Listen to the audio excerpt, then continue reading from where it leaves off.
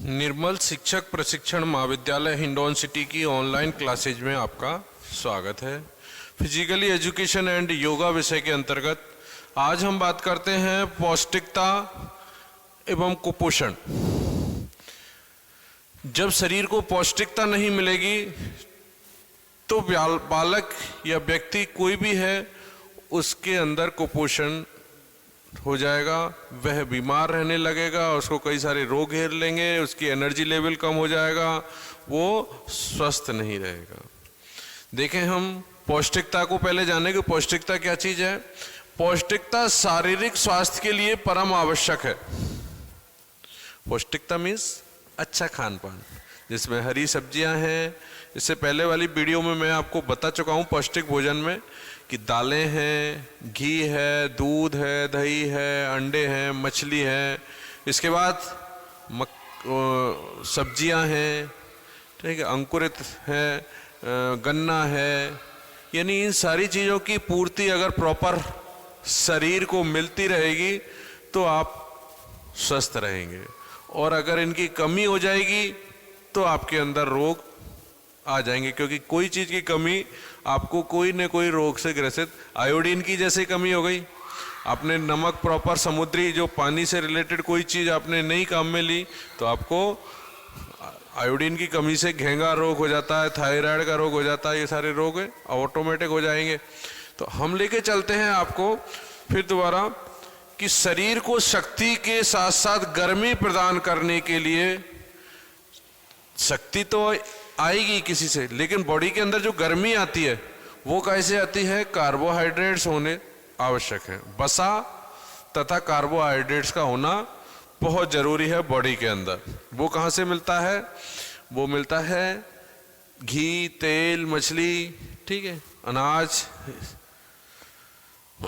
टूटी फूटी कोशिकाओं की क्षतिपूर्ति तथा तंतुओं का निर्माण प्रोटीन करता है। नए जो तंतु बनते हैं शरीर के अंदर, बहुत सारा जाल है तंतुओं का, तो उसका निर्माण, और शरीर में जो टूट फूट होती रहती है, कोशिकाएं कई टूट रही हैं फिर नई बन रही हैं, उन सब का निर्माण प्रोटीन से होता है। यदि इन तत्वों की कमी हो जाए तो व्यक्ति कुपोषण का शिकार हो जाता है। जैसे प्रोटीन की कमी हो गई, कार्बोहाइड्रेट की हो गई, वसा की हो गई, तो उसके अंदर, उस व्यक्ति के अंदर कुपोषण से युक्त वो व्यक्ति हो जाएगा। जो व्यक्ति कम पानी का प्रयोग करते हैं, यानी दिन भर में 3 से 8 लीटर तक पानी पीना चाहिए आदमी को, तो अगर कोई पानी कम पीता है या फिर अशुद्ध जल का प्रयोग करते हैं तो वे भी कुपोषण का शिकार हो जाते हैं। विटामिन हमारे शरीर को निरोगी बनाते हैं। जो बालक अपने आहार में दूध, मक्खन, फल, हरी सब्जियां नहीं लेते हैं वे भी कुपोषण का शिकार हो जाते हैं। अतः कार्बोहाइड्रेट, वसा, प्रोटीन, जल, विटामिन, लवण का प्रयोग कुपोषण की समस्या को दूर करता है। तो कहने का तात्पर्य यह है कि पौष्टिकता अगर आप भोजन में रखेंगे, पौष्टिक आहार आप लेंगे तो कुपोषण की समस्या स्वतः ही दूर हो जाएगी। और अगर आप इनका अपने आहार में प्रयोग नहीं करते हैं तो आपको किसी न किसी चीज की कमी जो रहती है उसके अंतर्गत आपको कमी महसूस हो जाएगी। ठीक है, तो कार्बोहाइड्रेट, वसा, प्रोटीन, जल, विटामिन, लवण का प्रयोग कुपोषण की समस्या को दूर कर देता है। इस प्रकार मांसपेशियों और स्नायु तंत्र को, रक्त परिसंचरण को का संतुलन, लवण आदि की जरूरत होती है बॉडी को, जो पनीर, अंडा, दूध, गेहूं, हरी सब्जियों से प्राप्त होते हैं।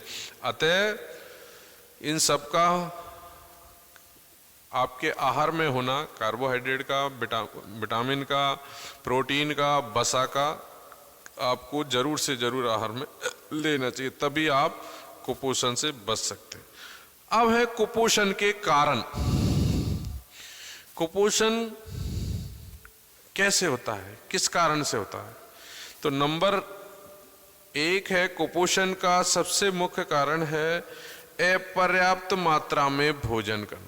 यानी आपका खाना है वो पूरी तरह से है नहीं, कम है, आपको पर्याप्त मात्रा में नहीं मिलता, तब भी आप कुपोषण का शिकार।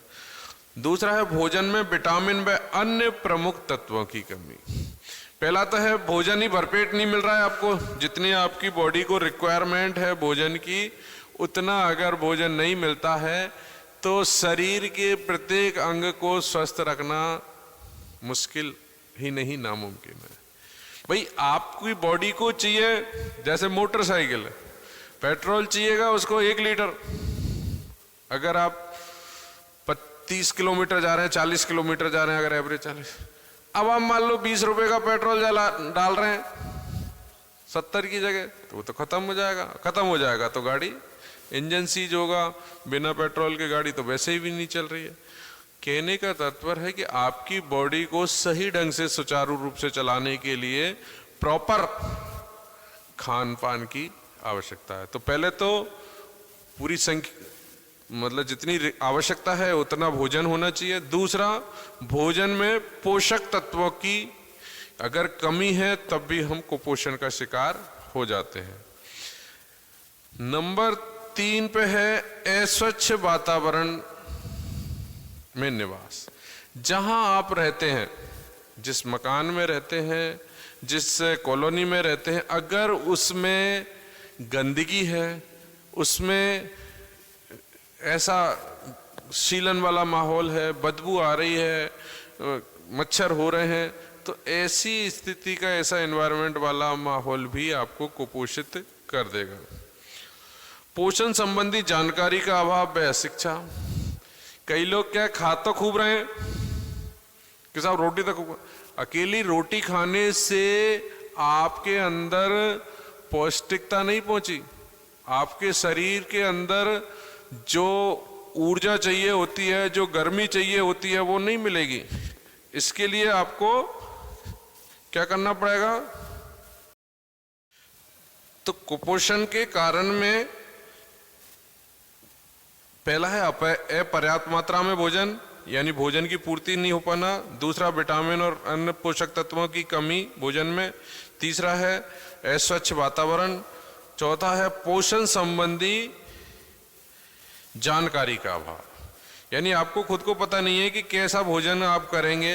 बैलेंस डाइट क्या है, जिसमें सारी चीज़ों का समावेश होना चाहिए, जैसे प्रोटीन भी होनी चाहिए भोजन में, कार्बोहाइड्रेट की पूर्ति हो, लवण की भी हो, आयोडीन की भी हो, फास्फोरस की भी हो, आयरन की भी हो। ये सारी चीज़ें जब भोजन के साथ मिलती हैं तभी आपको कोई भी रोग, कोई भी बीमारी, किसी तरह से आप कमज़ोर और अपने आप में आप ऊर्जावान बने रहेंगे अगर प्रॉपर भोजन करें। तो कुपोषण हो जाता है कैसे? जानकारी नहीं होने से, अशिक्षा के कारण। स्वास्थ्य के प्रति जागरूकता की कमी। कई लोगों को अपने स्वास्थ्य के लिए कोई है ही नहीं परवाह कि वो क्या खा रहे हैं, किस तरह से उनकी डाइट है, तो वो लोग भी कुपोषण का शिकार हो जाते हैं।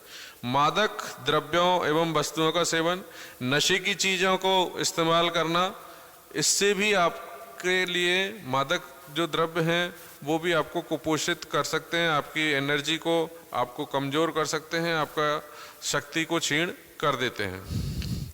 और गरीबी, पैसा नहीं है तो कैसे खाएगा आदमी? कहावत है, नंगा नहाएगा क्या और निचोड़ेगा क्या। भाई पैसा ही आदमी के लिए इतनी सारी जो मैंने बताई, मिनरल्स हैं, कैल्शियम है, फास्फोरस है, आयरन है, विटामिन से रिलेटेड हरी सब्जियां हैं, ड्राई फ्रूट हैं। अब ड्राई फ्रूट गरीब आदमी कहाँ से खा पाएगा? उसके लिए तो 2 टाइम अन्न की रोटी मिल गई जो बहुत है, तो वो भी कुपोषण का शिकार हो जाते हैं। व्यायाम जैसे खेलकूद, पैदल चलना व योग के प्रति उपेक्षा का भाव।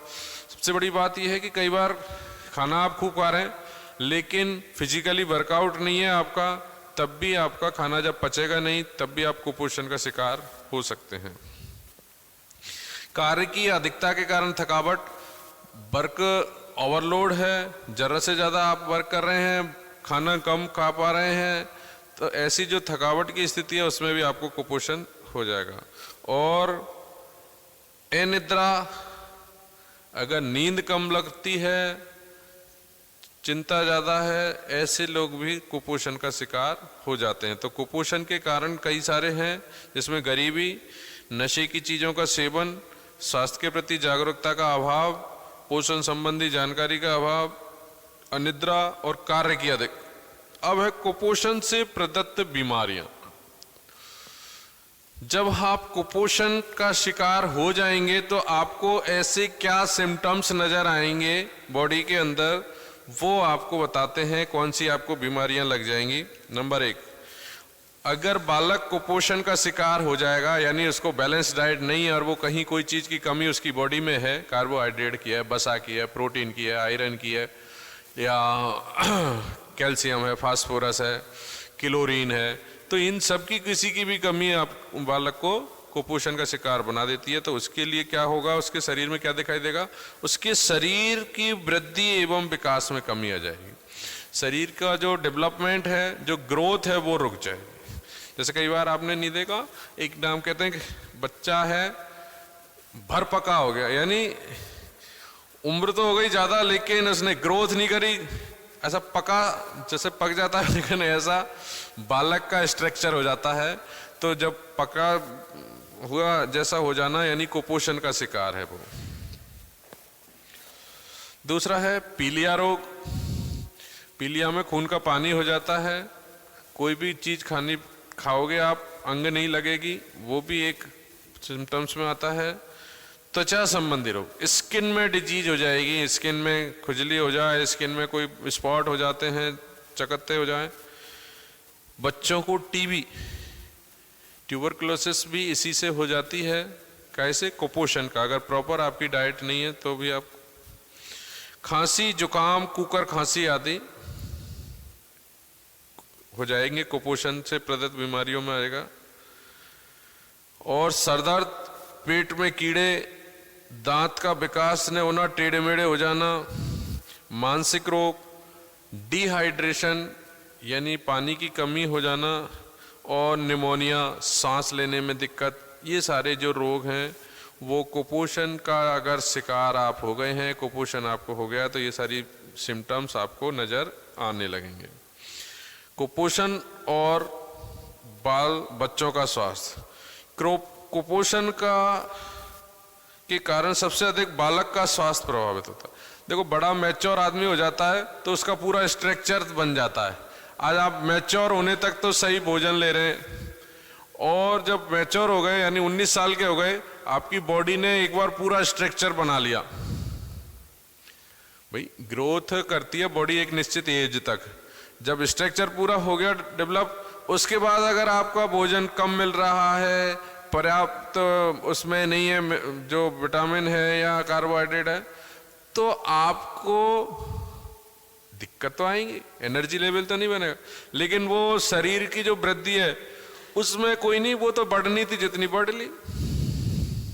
तो विशेष कर ये बालकों को, अंडर एज के बालक जो हैं उनको ज्यादा प्रभावित करता है।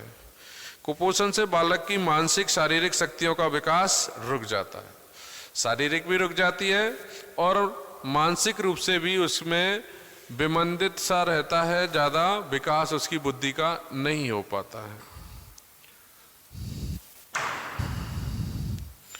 कुपोषण से बालक के पैरों में टेढ़ापन आ जाता है, उसके पैर हैं वो टेढ़े मेढ़े चलने लगते हैं, चेहरा बुझा बुझा सा हो जाता है एवं आलसी सा हो जाता है। भाई, जब एनर्जी नहीं रहेगी शरीर में तो आलस्य ही सबसे बड़ा।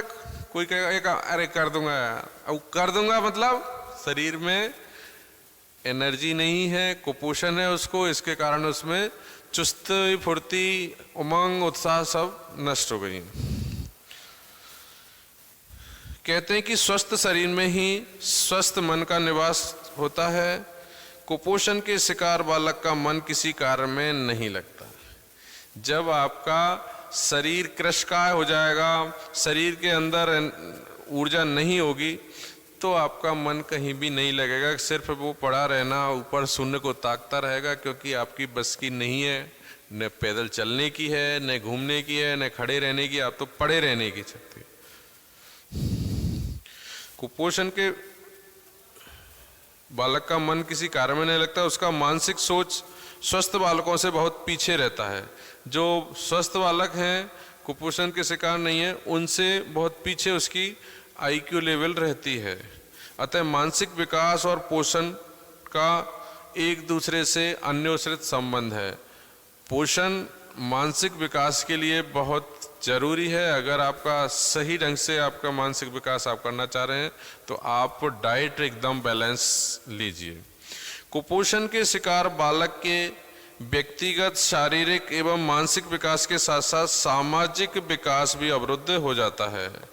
जो बालक शारीरिक रूप से अक्षम है, अक्षम मीन्स काम नहीं कर पा रहे हैं फिजिकली रूप से, उनका क्या होता है,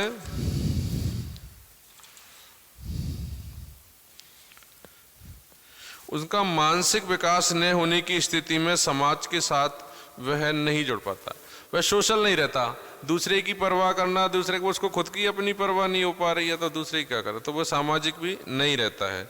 सामाजिक कार्यों में वह हमेशा पीछे रहता है, एक्टिव पर्सन के तौर पे अपने आप को नहीं शो करता है।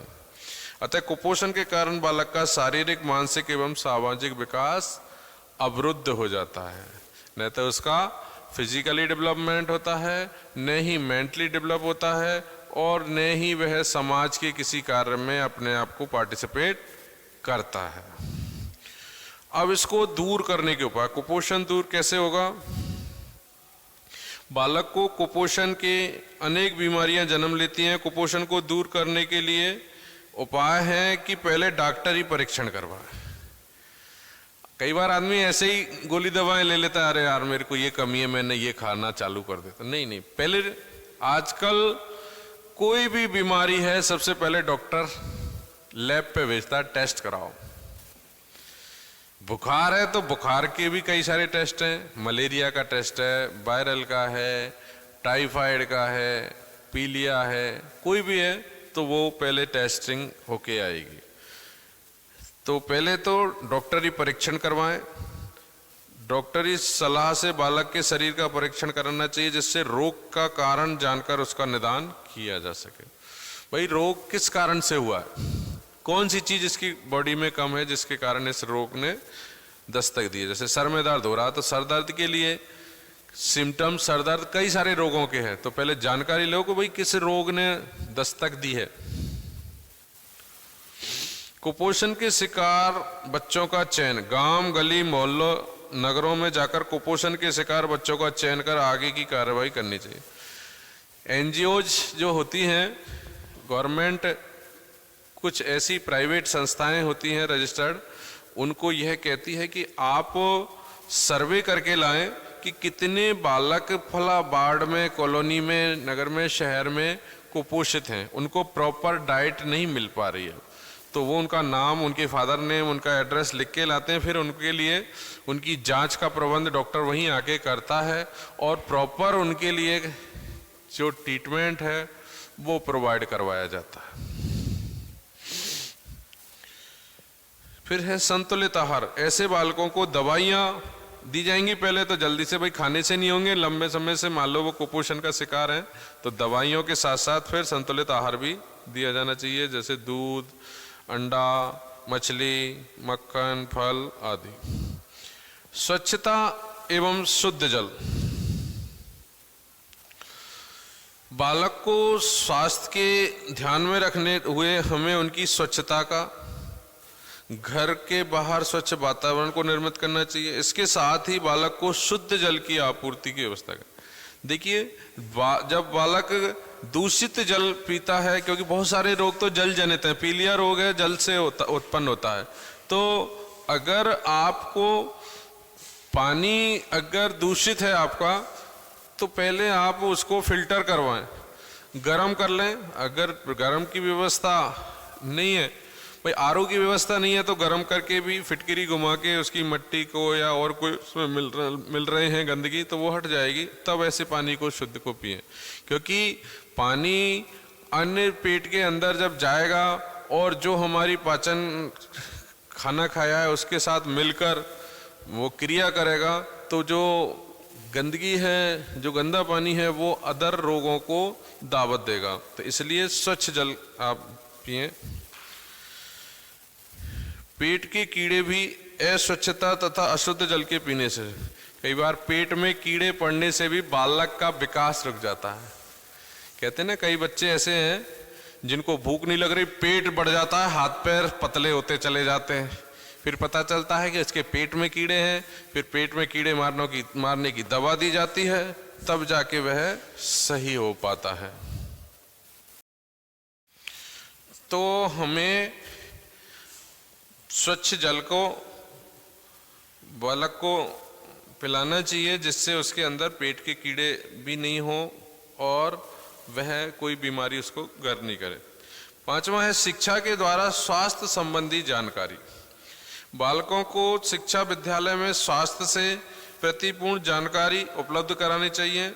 बालकों को स्वास्थ्य के लिए विद्यालय में शुद्ध पेयजल व्यवस्था, समुचित प्रकाश की व्यवस्था तथा मनोरंजन की व्यवस्था, शारीरिक विकास के लिए खेल एवं योग की समुचित व्यवस्था हो। देखिए,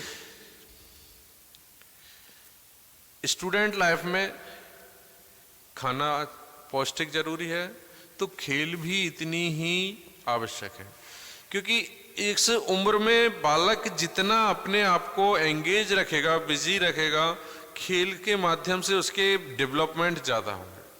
जिन बच्चों ने अपने आप को ज़्यादा एक्टिव रखा है एक उम्र विशेष तक, वो बच्चे आगे चल के बीमारियों में कम, और जो घर पे पड़े हैं केवल घर के अंदर इंडोर गेम खेला, कोई फिजिकली उनकी एक्सरसाइज नहीं है, तो उनको कई सारे रोग घर में अंदर बैठे ही लग जाएंगे।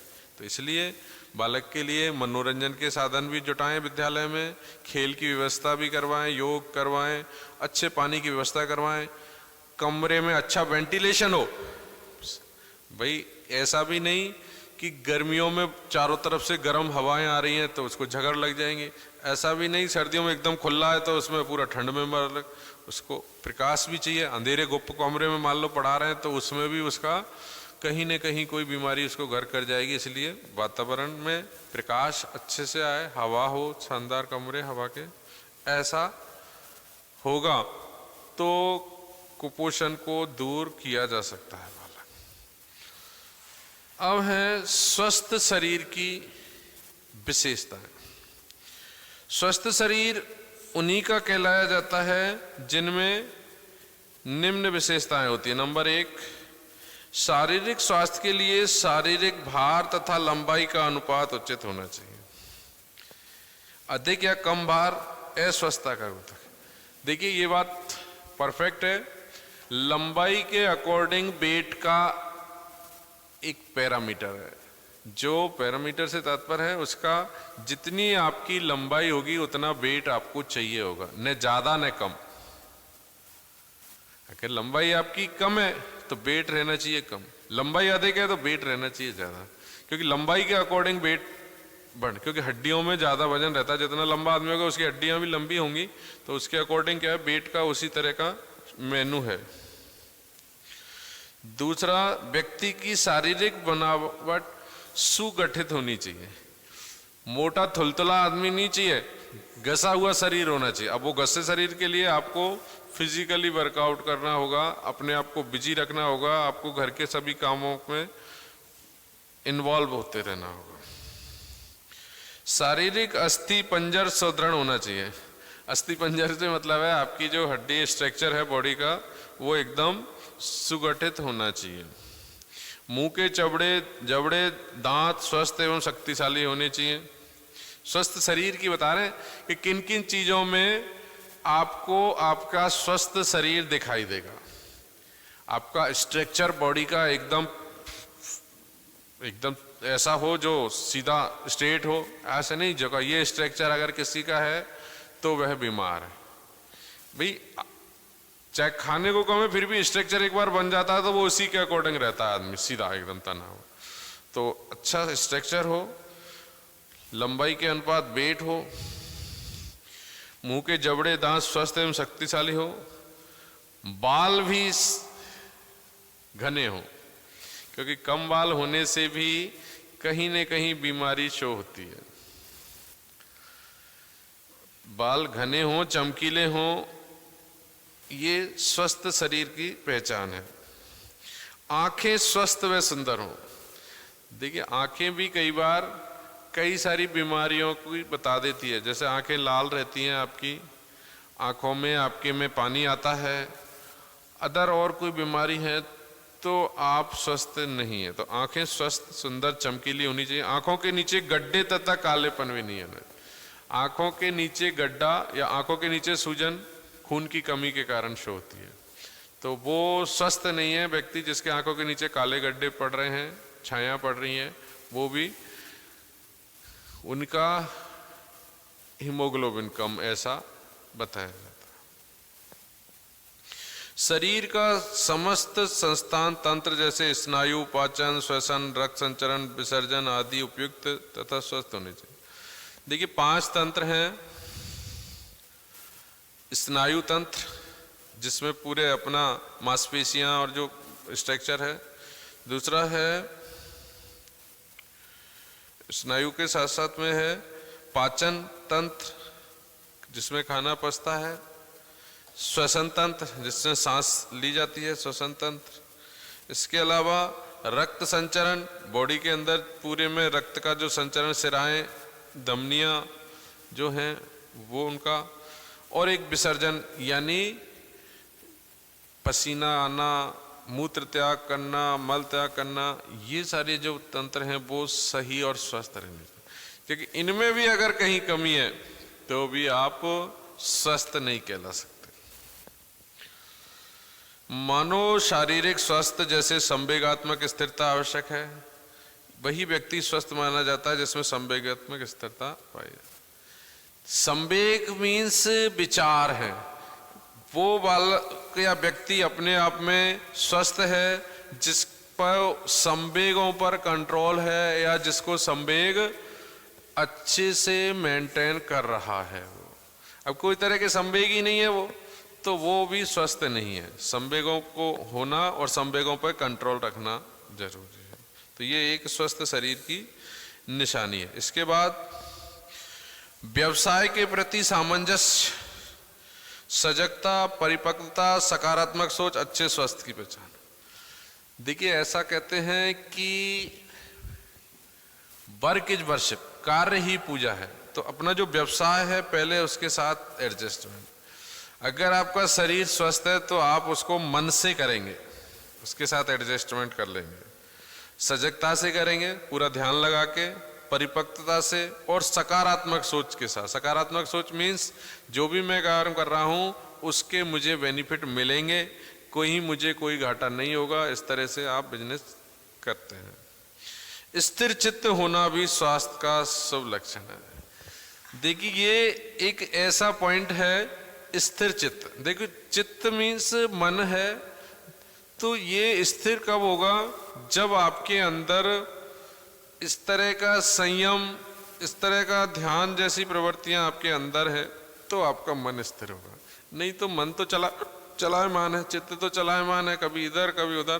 तो इधर उधर चलने के साथ में ही कभी आपको कोई काम डेडिकेशन से करना है तो मन को स्थिर करना ही होगा। तो जिनका मन स्थिर है वो स्वस्थ है, और जिनका मन चलायमान है वो स्वस्थ नहीं है, क्योंकि उनको अपनी बॉडी पर कंट्रोल नहीं है। कहने का तात्पर्य यही है कि एक स्वस्थ व्यक्ति के अंदर वो सारे गुण होने चाहिए जिनसे वह शारीरिक, मानसिक और शरीर में जितने भी तंत्र हैं वो उसके पूरी तरह वर्किंग में सही रहने चाहिए। क्योंकि होता क्या है, आपको कहीं एक भी तंत्र आपका काम नहीं कर रहा, जुकाम ही लग गई आपको मान लो, उसी से आप कई सारे इफेक्ट और जाएंगे। आपको जुकाम लगने से आंखों में आंसू आने लग जाते हैं, जुकाम लगने से सर में दर्द होने लग जाता है, जुकाम लगने से बुखार भी आ जाता है। इतनी सारी बीमारियां एक साधारण सी जुकाम से हो जाती हैं। तो पहले आप इसको ये रखें कि जुकाम होती किस कारण से। ठंड से होती है, कोई एलर्जी है, कोई आपको गैस्ट्रिक प्रॉब्लम है, उससे भी जुकाम हो जाती है। बहुत सौ को सर में दर्द हो जाता है, गैस्ट्रिक प्रॉब्लम। तो आप पहले उसका जानकारी करें कि किसका। और अगर आपको पता है कि आप जब भी ठंडा कुछ खा लेते हैं ठंडे मौसम में तो आपको जुकाम लग जाती है, तो उनको अवॉइड करें। भाई हर चीज के, किसी चीज की एलर्जी है और आप उसको बार बार कर रहे हैं तो भी आप गलत करते हैं, क्योंकि शरीर को पीड़ा पहुंचाना, शरीर को कष्ट देना और एक बीमारी से अन्य बीमारियां और स्टार्ट हो जाती हैं। तो कहने का तात्पर्य यही है कि हमें अपने आप को स्वस्थ रखने के लिए वो सारे कार्य करने चाहिए जिनसे कोई बीमारी हमारे पास नहीं फटके।